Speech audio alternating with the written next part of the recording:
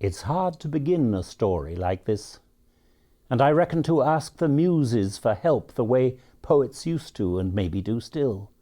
After all, this is an epic adventure in the old style. A handful of men, especially picked and trained to the hilt for one great mission, to be the very tip of the head of the spear of a great invasion, the greatest mankind has ever known.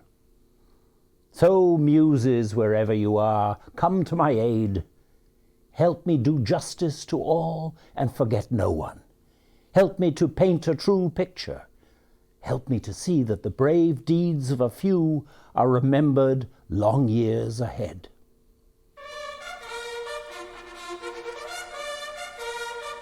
Time to be done with the muses. That call has woken the men of the old 52nd time out of memory, woken to duty in the dust of India or the mud of Flanders or the bleak parade grounds around this island. But for 186 men, no need for a bugle call today. They are snatching a few hours of sleep here and there as the day goes by, between looking out to the rain and up to the heavy sky and checking their kit for the 100th time.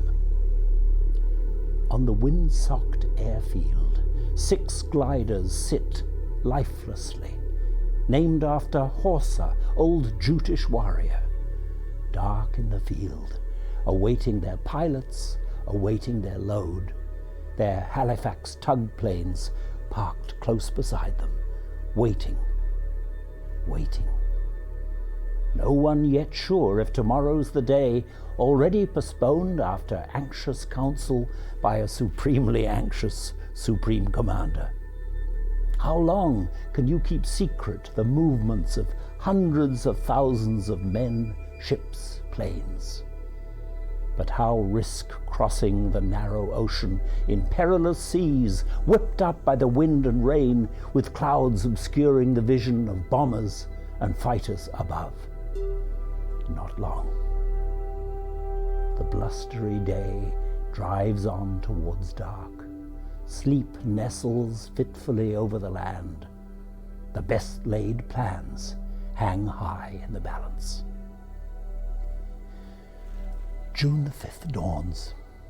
It is blustery still, but then towards noon the winds relent, and word flashes round the grey coast of England that Cromwell is on for the coming night. The invasion is on. Tonight, the invasion. All is a bustle at Tarrant Rushton, sealed camp, home of Letter D Company, Oxford and Bucks, 52nd afoot. The command goes out, brisk and sharp. Load the gliders, and load they do. Each platoon commander packing their own. Sweeney, Fox, Brotheridge, Wood, Hooper, Smith, under the watchful eye of the Major, Major John Howard, leader of men, and bold Brian Priday, second in command. What do they take? They take bombs and explosives, inflatable rafts, Bangalore torpedoes. You never know, you might have to blow your way through the wire. One soldier remembers Mills bombs too, number 77 phosphorus smoke too, ration pack, cooker, and flotation belts one, in case you come down in the drink. David Wood takes a bucket of extra grenades in his lap, clearly trusting that Tracer won't find them there on the way over. Every soldier takes extra until there's a crisis. Say the brave glider pilots, enough is enough, we'll never get off from the ground overloaded. Till at last Major Howard, leader of men, decrees that 2 men must be dropped from each glider. And those left behind stand there, unbelieving, tears in their eyes to be missing the show. All drift to the NAFI for one last meal, all loaded with treats. Each is given a pack of Benzedrine tablets and money, French money in case they get lost, and silk maps of Europe, a miniature compass sewn onto the fly of their trousers, a file sewn into their pockets to saw themselves out of a prison if taken. They blacken their faces for night operations. 3 years they have trained, and this is the night. It is real. You touch it and taste it. We're here because we're here, because we're here, because we're here. Visitors come from headquarters. First, Monty, to view the 6 gliders and talk to the pilots. "Bring back as many of the chaps as you can," he says to John Howard. John Howard, "Yes, sir." Now, General Gale, Windy Gale as they call him, who speaks to the men of the coming invasion. Colonel Mike Roberts and Adjutant Tillett visit again to keep up the spirits of men they've been training and known for so long, and wish them the best till they meet up in France. 2200 hours. Lorries arrive to carry them, decked out like Christmas trees, to the plains. The Naffy girls weep as they wave farewell. At the field, an Air Force bloke comes round to the men with a Dixie of tea. They fill their mugs. Good. Half a mo. There's rum in it, mates." They swallow it down. 22:30, and out to the gliders, 23 to each plane, plus 5 sappers and pilots. The sappers, of course, to dismantle explosives and save both the bridges intact if they can. 12 to a side, they strap themselves in. Last up, the platoon sergeants through the rear doors, and in front, the platoon commanders and pilots. 22:50, and Major John Howard visits each glider and thanks all his men for their help and their spirits throughout the long years. He leaves, and the doors are slammed shut, and they wait, and they wait, and they wait. In silence, they wait. 20:58, and listen, the roar of John Howard's glider being towed down the runway, then Brotheridge and his men crammed into the hull. 22:59, and it sails up the air and into the dark of the storm-ridden night, to be chased at 11 by glider the second, then third, then fourth, then fifth, then sixth, each a minute apart on the wings of the night. "An impossible mission," staff officers told them. "A military cross if you come back alive.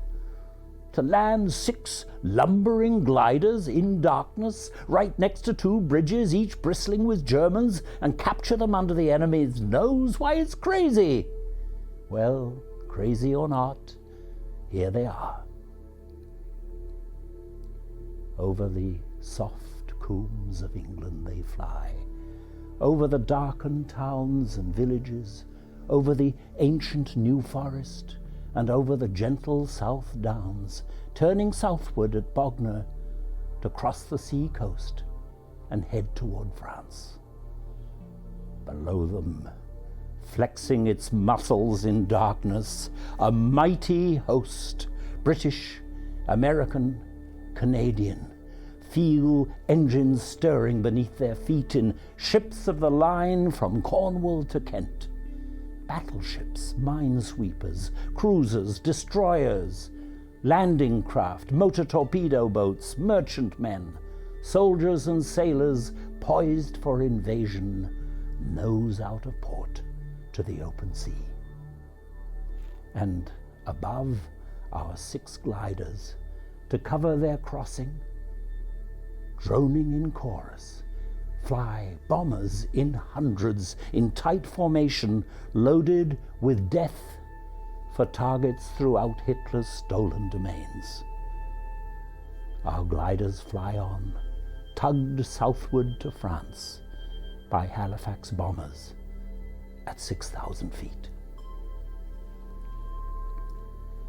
Who can imagine the mission before them? Inside the hull of one glider is silence, the glow of a few cigarettes in the dark. In another, they're singing "Roll Out the Barrel," or "I'm Forever Blowing Bubbles," or joking, or quietly coping with fear and air sickness. And up in the cockpits, the pilots are straining Walwork, Barkway, Boland and Pearson, Lawrence and Howard, staff sergeants all, straining to hold their tug planes in view, and preparing the moment to cast off the tow lines, and mentally gearing to land on a sixpence, and knowing the whole operation depends on skill, courage, and luck, and all those men sitting behind them and trusting their judgment. Fair stands the wind for France, and fair the midnight sky, moon coming and going. Below them that perilous narrow ocean, crossed and recrossed over the centuries. Now Subaltern Sweeney sees up ahead through the perspex the long, long line of spray where the sea meets the moon-blanched land. France! The dull crump of enemy fire, the beams of searchlights crisscrossing the sky. This is the moment. Casting off, shout the pilots, and pulling a wood-crafted lever, unhitch their tow lines. The bombers roar off on a new and deadly mission of their own. And suddenly the gliders are alone and soundless, night air whispering over their wings. And the men fall silent. There's no going back. Pilots and co-pilots watching and counting out airspeed, direction, and minutes to fly. A compass and watch, their only resources. 6,000 feet, 5,000, 4,000, 3. A sharp turn at 3 minutes, another at 2. Then 1,500, and doors are slid open. Below them, the vasty fields of France. God Almighty, I can see trees, one remembers, and the sweet, damp scent of the Normandy soil. And cutting 2 shining paths through the grassland, there the River Orme and the Caen Canal, shining like silver in light of the moon. And now the 2 bridges, sharp in that moonlight, uncannily aping the models they've studied. The pilots are signaling time to prepare. In each glider, the men, so many times practiced, their rifles all pointing straight downward for safety, link arms and lift up their feet from the deck. The gliders lurch queasily as they descend, the pilots directing them best as they can. 3 platoons to each bridge. That is the plan. John Howard with Den Brotheridge, David Wood, Sandy Smith, and their men to land by the canal's swing bridge. And Priday with Hooper and Sweeney and Fox to drop a few hundred yards beyond at the other and longer bridge over the river. Intelligence warned them the fields they're to land in may be peppered with poles to obstruct such a landing, devices referred to as Rommel's asparagus. No way to avoid them. They watch and they pray. First pilot Walwork, with Howard and Brotheridge, speeds down through the darkness, his men clutching tight, closer and closer, then crash to the ground. Sparks shooting, wood splintering, wheels shearing clean, safety straps snapping, the soldiers go flying, the racket's infernal. Yes, hell is let loose as they screech on their belly through Normandy loam, over the fields, bumping and grinding. Then finally still. Jim Warwick has made it. A miracle landing just yards from the bridge. For a second they stare to recover their balance. They listen for stuttering enemy fire. Not a sound. The night echoes back the silence. Now spring into action. Den Brotheridge first smashes out through the door. His soldiers come stumbling after him, falling on grass with their burdens of rifles, grenades, ammunition, and packs. Others come tumbling out from the rear. All of them take up defensive positions in arrow formation, encircling the wreck. Still no response from an enemy sleeping. Surprise is the weapon still warm in their hands. Not a minute to waste. "Follow me," whispers Brotheridge, and forms up a section of men to attack. Just as they start out, from the outer defenses, a machine gun opens its rat-a-tat fire. A phosphorus smoke bomb gives cover to Bailey to race to the pillbox this side of the bridge and drop a whole pile of grenades through the slits. And now the first section, furiously shooting with Brens, Stens, and rifles straight from the hip, Den Brotheridge crying out, "Dog, dog, dog," storms through the wire and onto the bridge. And now Glider 2 smashes down through the night, hitting the ground with a shattering thump, bouncing just once before crashing again, and splitting apart with the shock of the impact. But thanks to the brilliance of Oliver Boland, landing miraculously close to the first. David Wood is tossed out of the plane, but unhurt, his store of grenades still clutched in his arms, and all his men safe, though shaken and bruised. And there is John Howard, leader of men, greeting them by the perimeter wire with a "Well done, chaps. Get on with it now." "Forward," says young David Wood in a whisper, knowing his job is to go for the trenches this side of the bridge and to clear them of enemy. He gathers his men and goes off at the double.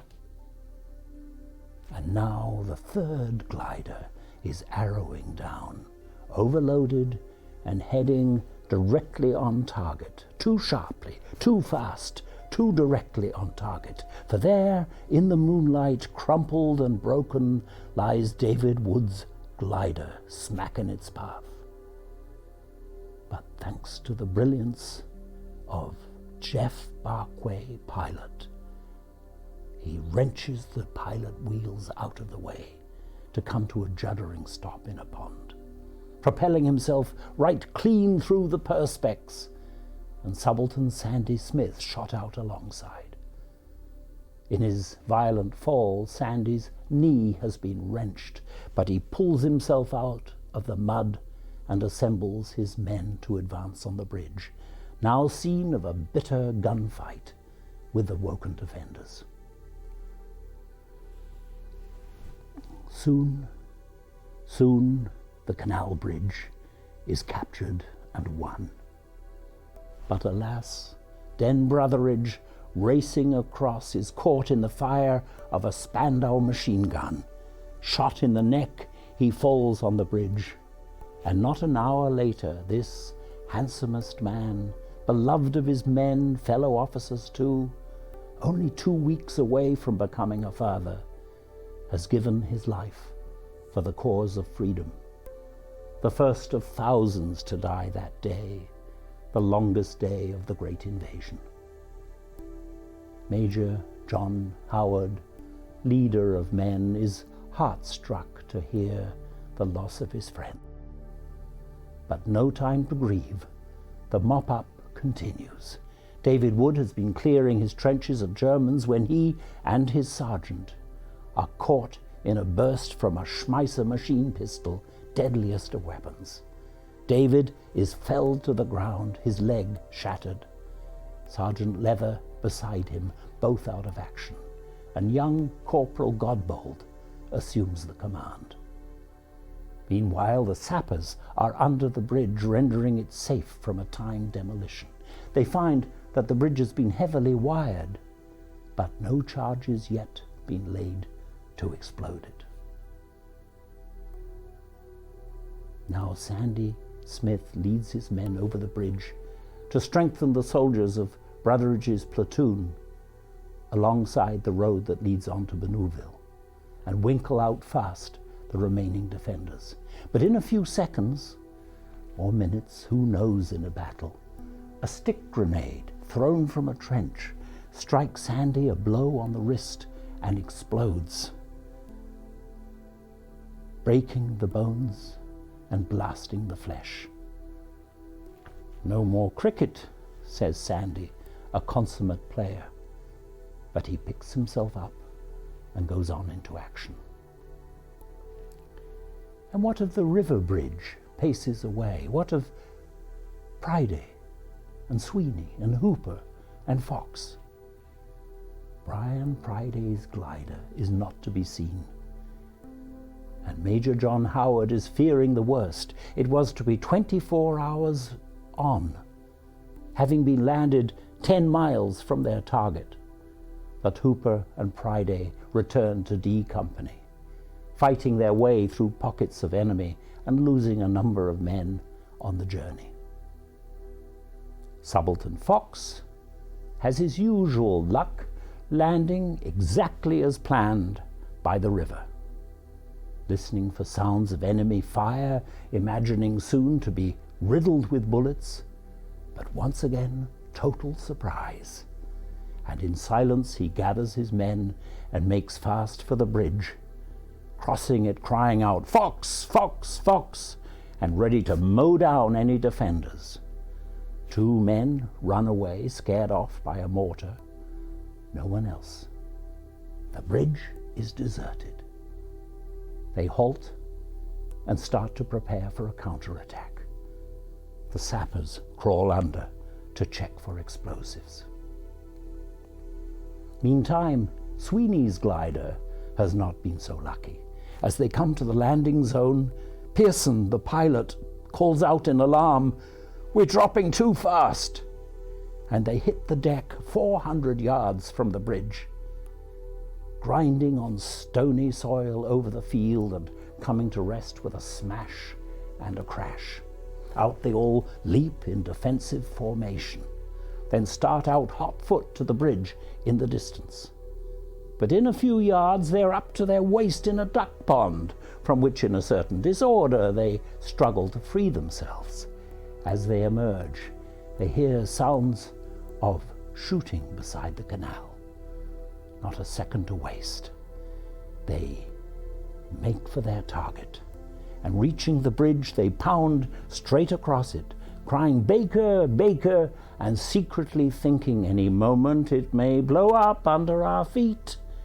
But it holds firm and still as they canter across. Triumphantly, Sweeney and all his men have done the impossible, captured their bridge. But then, on the eastern approach, they see figures, shadowy figures they think might be Germans, till out of the shadows emerges an officer, calmly inhaling a fresh cigarette.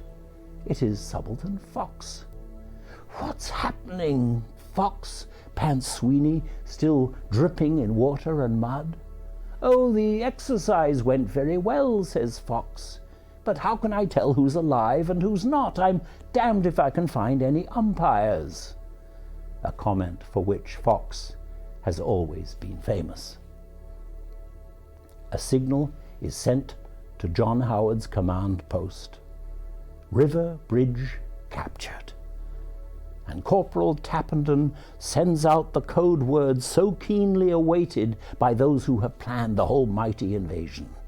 "Ham and jam, ham and jam, ham and jam, ham and jam. Both bridges intact are now in our hands." Ted Tappenden waits for the call to be answered. "Ham and jam, ham and jam, ham and jam, ham and jam." But radio contact is lost for a while, and no one is there to acknowledge his signal. "Ham and jam, ham and jam, Ham and jam, ham and jam. Ted finds himself getting all hoarse and frustrated. Ham and jam, ham and jam, ham and bloody jam. Till finally hearing a crackling acknowledgement, message received and understood. Meantime, John Howard, leader of men, picks up his whistle and pipes out the signal. Da-da-da-da, da-da-da-da, da-da-da-da, da-da-da-da. V, V, V for victory. For while his brave gliders accomplish their mission, east of the bridges, 6th Para-Division is dropping in parachutes over the land. First mission, to capture the bridges if Howard and Letter D Company fail in their task. Their landings dispersed more widely than planned, they are cheered by the victory sign on the whistle and guided across in the dark to their target. Once there, in numbers greatly reduced from the 600 men that were planned to be massing, they man the 2 bridges' outer defenses. So at 0330, John Howard's platoons are well reinforced, their duty near done. In battle, it's useful and even commanded to think of the enemy only as obstacle. Hard to forget that first bayonet practice, 10 boys in men's uniform lined up in rows, their rifles held fast at the ready, arms straight, each bayonet fixed, steel wicked and gleaming. And there, down the field in a parallel row, 10 sacks hanging helplessly, bulging with straw. Some hard-bitten sergeant barks out the order, "Charge!" and the boys go galloping forward, closing with the enemy, knifing their victims with tentative, timid, reluctant thrusts. "Pathetic!" cries Sergeant Hardbitten. "Get back here, you bunch of wet schoolgirls. This time when I give you the order, let's hear you. Yell at the top of your Nazified lungs and kill, kill, kill. Wait for it now. Get ready and charge." And slowly reluctance gives over to madness. Screaming like furies unjointing their prey, they stab and they twist and they slice and they slash. "That's better," cries Sergeant Hardbitten, his boys fair pleased with himself and the praise they have won. So the young soldier boy conquers his kindliness, working to pattern his fear into anger, soon to seem cool in the face of destruction, and knowing the enemy back in his homeland has worked the same magic to harden his heart. "Töte, töte, töte, töte," cries the hard-bitten Unteroffizier, as the young German boys dressed in men's uniform stab and twist and slice and slash. So the world goes. So the world goes. So, what of the plucky defenders? How plucky? Caught with their trousers down, never expecting attack, not tonight, in the still rough weather, and far, far away from the beaches at Calais, where all Hitler's generals expect the invasion. The soldiers manning the Western Front are most of them shipped from the Eastern Front, too old or uncertain to grapple with Russians. And some are young conscripts from Nazified nations, or joined Hitler's armies for food and a bed. On the canal bridge, 2 guards were on duty who gave the alarm and engaged the attackers. But guards on the river bridge, as we have seen, scamper away. Dennis Fox and his men, told to leave Sweeney on guard at the river and move to assist along the canal, clearing the trenches beside it of Germans, discover a posse of soldiers asleep in an underground dugout, who, shaken awake by a bunch of mysterious clowns in black faces, think their mates are playing a practical joke and tell them to scarper and turn back to sleep. Not quite the response of a fearsome foe. Meanwhile, their great leader, Herr Commandant, is having a night of it out in the town. When he hears of the raid, he calls for his driver and motorbike escort to hurry him back. He grinds right along on his open half-track to where Sweeney's brave lads are lying in wait. They shoot at the escort, who swerves to the ground, but the officer speeds through the hail of bullets and onto the bridge, where a lobbed grenade explodes in the vehicle, stopped in its tracks, killing driver and wounding our Herr Commandant. As they're treating his wounds, the fanatical Nazi unleashes a storm of abuse on his captors. "You're going to be thrown back into the sea. Mein Führer will conquer you. He will prevail." And now from the bridges, Major John Howard sends Fox and his lads on into Benouville, and as they move cautiously into the town, they hear the approach of what sounds like a tank. Sergeant Thornton deploys his anti-tank weapon as up the road from the sea, not one, not two, not three, but four come grinding as fast as they can to protect the bridges. Shaking, he says, like a leaf, he waits till the lead tank comes within range, and then boom! He hits the vehicle plumb in the middle. It explodes like 1,000 fireworks, men diving out of it, jumping for cover, the driver lying there horribly wounded and screaming, till Private Clare can stand it no longer. He runs to the German, picks him up bodily, taking him back to the first aid post. What can you do for a man like that? Both of his legs blown off in the blast.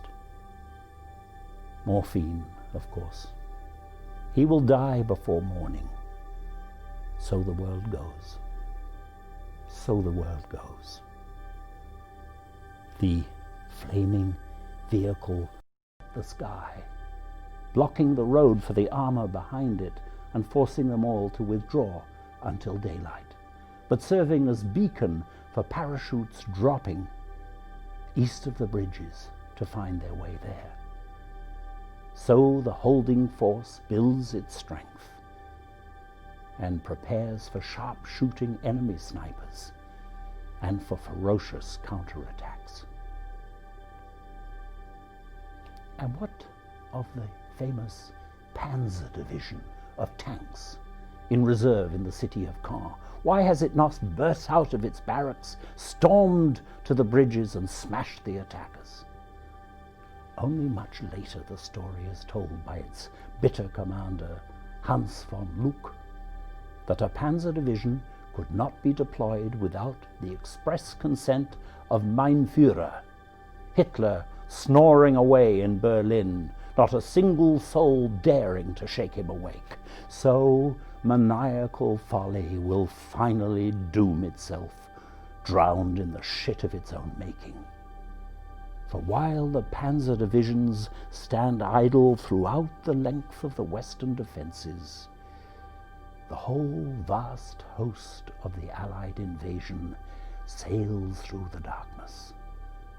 A curtain of gunfire reigns on the dawning coasts of France, and now the first landings on Juno, on Gold, on Sword, and on Utah and Omaha beaches complete the mightiest crossing in history, as American, British, Canadian divisions sail to the rescue of the world. As dawn begins to break, far in the east, the little cafe beside the canal, shuttered against the battle outside, its terrified owners fled down to the cellars, now hears that the language outside it is English, and opens its arms and its doors to the raiders. The Gondres, Georges and Thérèse, now embrace them, and Georges goes out with a spade to the garden to dig up 100 bottles of bubbly kept so long from the thirsty Germans, to celebrate this unbelievable happening. Aux joies, la libération de la France. And with the dawn light, as Brigadier Poet and his paras secure their positions around the canal and the river bridge, holding them safe, Major John Howard, leader of men, grimly reflects on his casualty list. 1 officer dead, 2 seriously wounded, a whole glider missing and yet to resurface, Lance Corporal Greenhall drowned on the landing, and wounded in action 12 other ranks. A sad enough tally, but taken in all a miraculous toll for a suicide mission where many thought no one would come out alive. Capture the bridges and hold till relieved. That was the order. The orders obeyed. The pluck of a handful of valiant men has set into motion the hugest of battles, where thousands and thousands of people will perish in the next bitter months. But 1 year on, the sunshine of peace will spread over the land. Hitler will shoot himself out of the world. Mein Führer is dead. He has not prevailed.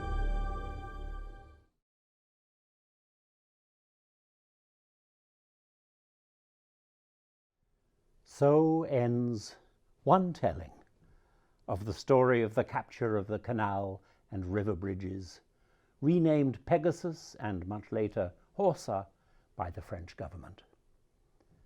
Is my story definitive? Of course not. There's so much more. First, we must be clear. This was, I believe, the first operation of D-Day carried out on the continent of Europe by a concerted body of Allied troops. But it was not the first blow struck for the liberation of Europe. Let us not forget the courageous work of the French resistance in the days leading up to the invasion. On the night before D-Day, after a coded message was sent out on the BBC, over 1,000 incidents took place, destroying communication systems, blowing up roads and railways all along the Channel coast. Let us remember among these brave folk the Gondres, owners of the little cafe beside the canal. Thérèse, brought up in Alsace-Lorraine, understood German and kept her ears open for any nuggets let drop in her cafe by the German garrison guarding the bridges. She passed these to Georges, who bicycled into Caen and shared them with the local resistance. Within 24 hours, the information was in London. It was partly owing to the Gondres that John Howard and his men had such precise knowledge of the bridge defenses before they landed. Nor we think were these men of the 52nd the first to land in France. We must also pay tribute to the Pathfinders, the brave English, American, and Canadian paratroopers who dropped alone around the same time into the landing zones to provide beacons for their comrades landing en masse a little later. The first Allied soldier to alight on French soil that momentous night is in fact believed to be Lieutenant Poole of the 5th Para-Brigade. We must remember all the men of 6th Airborne Division proudly wearing their Pegasus flash, including the rest of the 52nd, who suffered grievous losses securing the eastern approaches to the invasion beaches, and especially in taking the battery on the coast at Merville. We must also pay tribute to all the people working behind the scenes, to make the mission possible, the planners of the whole D-Day operation, the brave co-pilots of the gliders and the pilots of the tug planes which towed them to the French coast, the engineers under the command of Captain Jock Nielsen and Lieutenant Bentz, who accompanied the mission, cleared the bridges, and then joined in their defense, the designers and builders of the Horsa gliders which carried the Pegasus Bridge attackers, and the list goes on. Nor does our telling pay proper tribute to the families, wives, parents, grandparents, brothers and sisters, children, uncles and aunts, fiancés, partners of all those men who took part in the Pegasus Bridge Show. Their love and support, as with all wars, helped sustain the courage and spirits of those men of the 52nd. There was one episode later that day which took place a little outside the scope of our story. In the early afternoon, while they were taking a quick nap, Todd Sweeney turned to Dennis Fox and said, "Dennis, I can hear bagpipes." "Don't be crazy, Todd. We're in the middle of France." But Todd was right. They looked down the road from Ouistreham and the sea, and there, striding along in the sunshine at the head of the Lovett Scouts, was Lord Lovett himself, and beside him Piper Millins, playing Blue Bonnets Over the Border for all he was worth. Behind them marched the commandos of the 1st Special Service Brigade. They were the first troops from the beach landings that Howard's men had seen, and this was the first link-up of seaborne and airborne forces. According to one account, everybody threw their rifles on the ground, kissing and hugging each other, men with tears rolling down their cheeks. Such is the power of music, even, or perhaps especially, the music of the pipes. "Sorry, 2.5 minutes late," said Lord Lovett airily to Brigadier Poet as he crossed the bridge and turned back north along the canal. Sadly, many of the commandos behind him were picked off by snipers as they crossed the bridges behind Lovett and his Piper. What is the verdict of history on the Pegasus Bridge affair? A few days after the raid, a party of senior Russian officers was sent by Stalin to gauge progress on the Western Front, for which he had been calling so many months and years. They were proudly taken to the bridges, shown the gliders, and given an account of the attack. Their reaction was unexpected. Apparently they were not at all impressed. Why? Because they absolutely refused to believe it. They were convinced that the gliders could not possibly have landed on such a tiny field, and that they must have been towed there later and arranged to look like a good show. The landing was indeed miraculous. Air Chief Marshal Lee Mallory described it as the greatest feat of flying of World War II. About the operation as a whole, the American military historian Stephen Ambrose has this to say: "At a minimum, failure at Pegasus Bridge would have made D-Day much more costly to the Allies, and especially to the 6th Airborne Division. At a maximum, failure at Pegasus Bridge might have meant failure for the invasion as a whole, with consequences for world history too staggering to contemplate."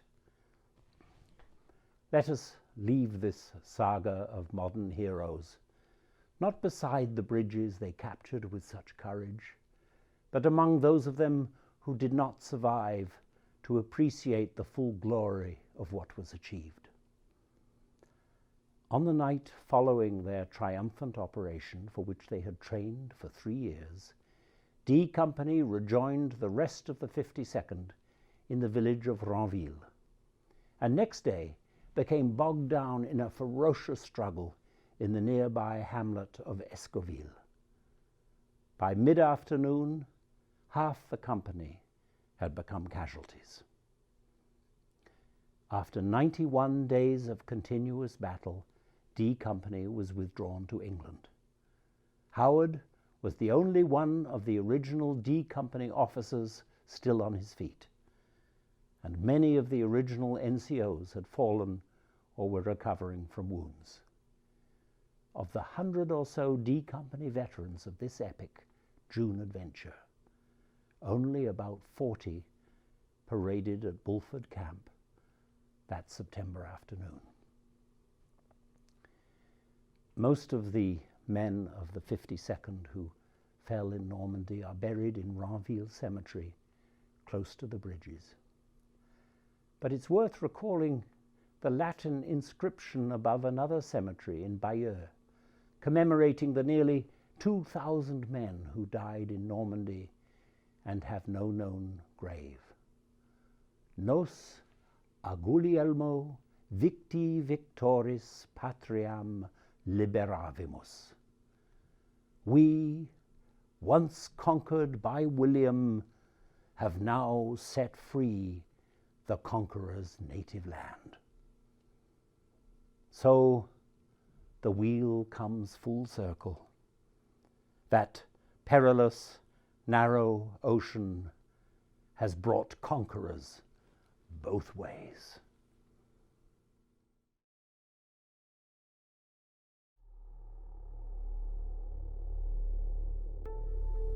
Years have gone by since that longest day, but picture one golden afternoon, with June again in her flaming glory, and sun riding high over corn and clover, when Colonel Todd Sweeney, now old and infirm, meets up with Herr Oberst Hans von Luck at Pegasus Bridge beside the canal. And after a long and convivial lunch, the two distinguished military gentlemen hobble along the road to Ranville.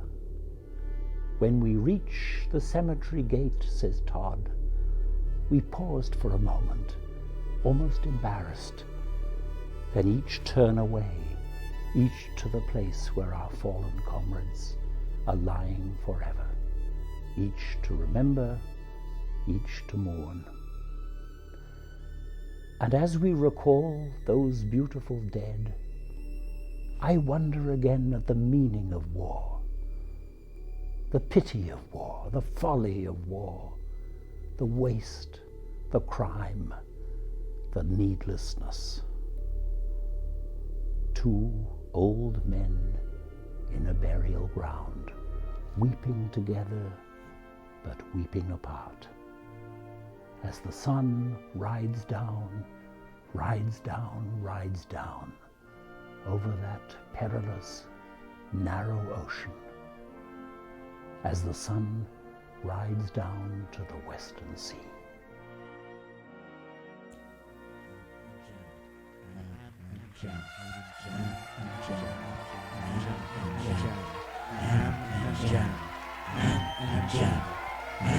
Jam.